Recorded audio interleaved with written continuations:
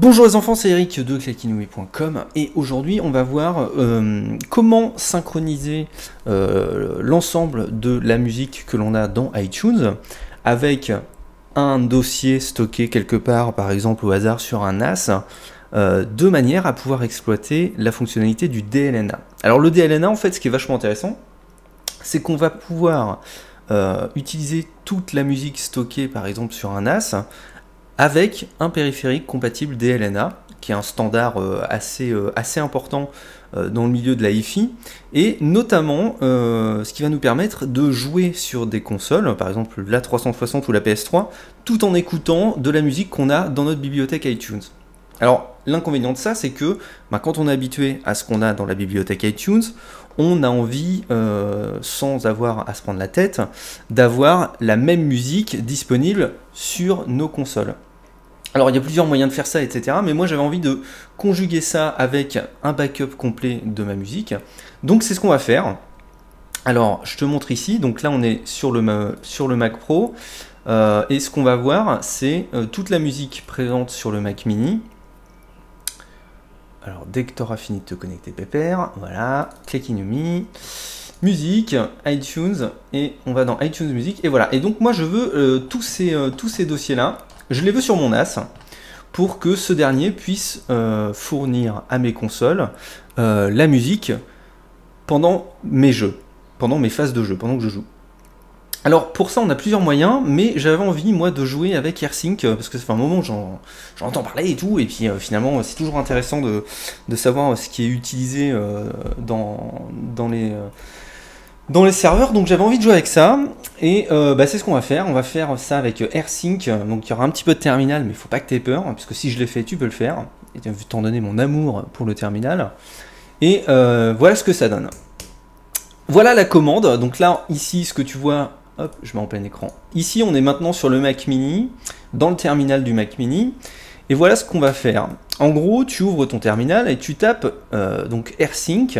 Alors AirSync, c'est le logiciel qui va nous servir à synchroniser les dossiers, donc le dossier de la musique et le dossier sur lequel on va stocker ça sur le NAS. Et on va lui passer plusieurs paramètres à ce logiciel. Le premier, c'est "-a", ça veut dire qu'on va lui demander de faire une archive. En gros, on va avoir une copie quasiment bit à bit de chacun des fichiers, ce qui va nous permettre d'avoir conservé tout ce qui concerne les permissions, les droits de propriété, les droits d'édition, etc., etc. Ensuite, on a le U. Alors le U, c'est un update, c'est-à-dire que à part la première fois où tu vas te retrouver avec une véritable copie qui va prendre vachement de temps, plus ou moins vachement de temps en fonction de la taille de ta librairie, ensuite, ça ne va être que des updates incrémentiels, c'est-à-dire qu'il va modifier uniquement les fichiers qui l'ont été. Il va supprimer ceux qui ont été supprimés, il va mettre à jour ceux qui ont été mis à jour, etc., etc. Le V, on finira par l'enlever, mais ici c'est intéressant parce que je voulais te montrer tout ce que AirSync allait faire.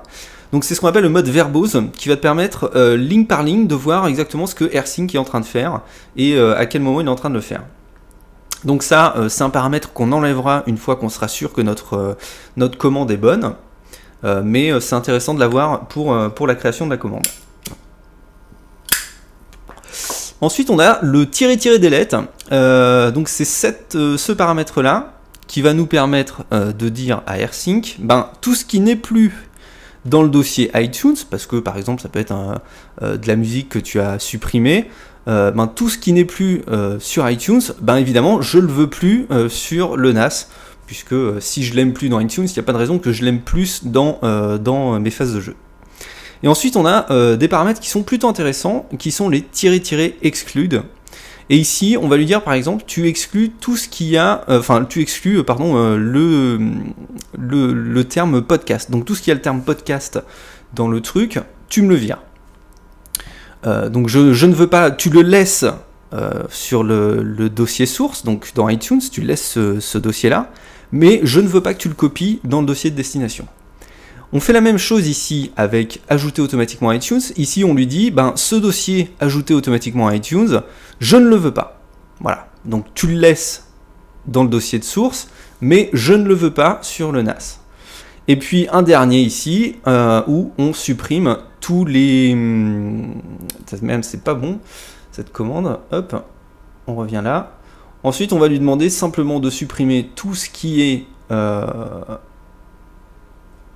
tout ce qui concerne le dossier ringtone, donc le dossier qui contient les sonneries de ton téléphone. On va lui demander également d'exclure tous les fichiers .dsstore. Et donc voilà la fin des exclusions. Alors ces exclusions, on aurait pu les faire, si tu en avais eu encore plus à faire, on aurait pu les faire dans un fichier. Néanmoins, je ne le maîtrise pas encore totalement, donc je préfère faire comme ça. C'est pas hyper joli, mais ça marche, donc on va pas s'emmerder. D'autant que si on avait quelque chose à foutre de l'esthétique dans le terminal, ça se serait. Et ensuite, c'est là que tu lui donnes le dossier source. Donc moi, mon dossier source, bah, c'est le dossier iTunes et iTunes Music. Alors, petite astuce pour quand tu as fini de taper tout ça, pour spécifier quel dossier est le dossier source, bah, tu vas dans le bon dossier et tu rajoutes, tu fais un glisser-déposer vers le terminal et tu te retrouves avec ton chemin direct. Ne pas oublier ici de mettre un slash après le musique, sinon il va copier dans le dossier de destination. Tu vas avoir le contenant iTunes Music, mais toi c'est pas ce que tu veux que dans le dossier destination il y ait le contenu du dossier iTunes Music, donc ne pas oublier ceci. Et enfin, tu mets un espace et ton dossier destination, donc moi c'est un dossier qui s'appelle musique et qui est un dossier qui est montable dans le NAS. Donc bah là, même tambouille que tout à l'heure, tu prends ton dossier destination et puis tu le glisses ici et automatiquement tu vas te retrouver avec le chemin. Ok ? Donc ce que je te propose ici, c'est qu'on va... Hop, ah oui, pardon. Donc tu vas à la fin, et on va tout simplement appuyer sur Entrée.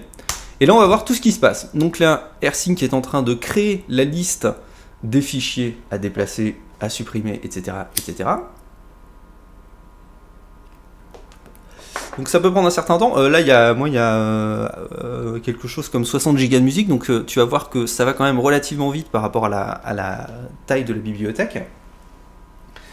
Donc là, il est toujours en train de créer sa fiche. Alors, ce qui est intéressant, c'est qu'ensuite, ce qu'on va faire, tu vas me dire pourquoi est-ce qu'on se fait chier à faire ça dans le truc, plutôt que d'avoir, par exemple, un logiciel. Il y a plein de logiciels qui font ça, je vous en avais parlé. Il y en avait un qui s'appelait FolderSync, qui est maintenant de la merde, hein, ne l'achetez plus. Et qui pouvait faire ça. L'intérêt de ça, c'est que ensuite on va utiliser un soft qui s'appelle Chronix, qui va nous permettre d'insérer dans la table des crons cette commande, et on va lui dire par exemple de l'effectuer tous les jours à 4 h du matin. Alors qu'est-ce que c'est les crons? Les crons, c'est dans tous les systèmes Unix, Linux, quelque chose qui va permettre de dire à l'ordinateur à telle heure ou à tel intervalle, je veux que tu fasses ça. Alors à la base c'est utilisé pour des opérations de maintenance, mais tu peux l'utiliser pour, par exemple, moi je m'en sers pour rafraîchir mon Fever automatiquement toutes les 15 minutes, ce qui fait qu'à chaque fois que j'arrive sur mon Fever, ben, les informations qui sont dessus ont moins de 15 minutes. Et là on va lui dire, ben voilà, tu fais ce backup tous les jours à 4 h du matin, et donc on aura un truc toujours à jour. Ok? Donc on va le laisser terminer sa petite tambouille. Donc là on est d'accord, hein, il n'est pas en train de copier tout ça, mais simplement c'est la liste sur laquelle il est en train de vérifier qu'il n'y a pas de nouvelles choses à faire, que ce soit ajouter, supprimer ou modifier un fichier.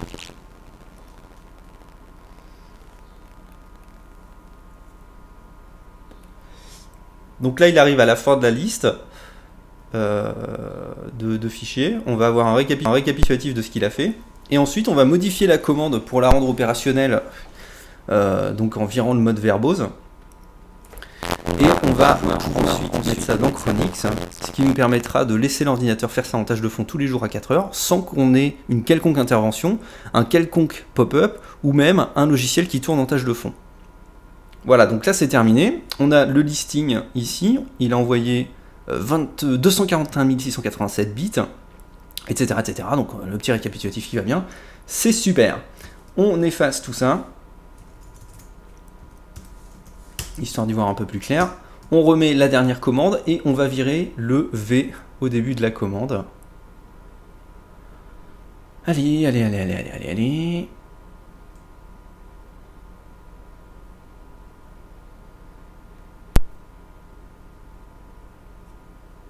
Hop, et voilà. Maintenant, on va copier tout ça.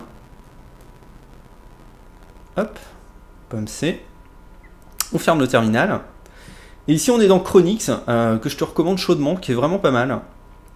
Et qui va nous permettre de dire, voilà, les minutes, peu importe, l'heure à 4 heures du matin, le jour du mois, peu importe, le mois, peu importe, le jour de la semaine, tous les jours de la semaine, et la commande, on va lui dire, tu me fais ça.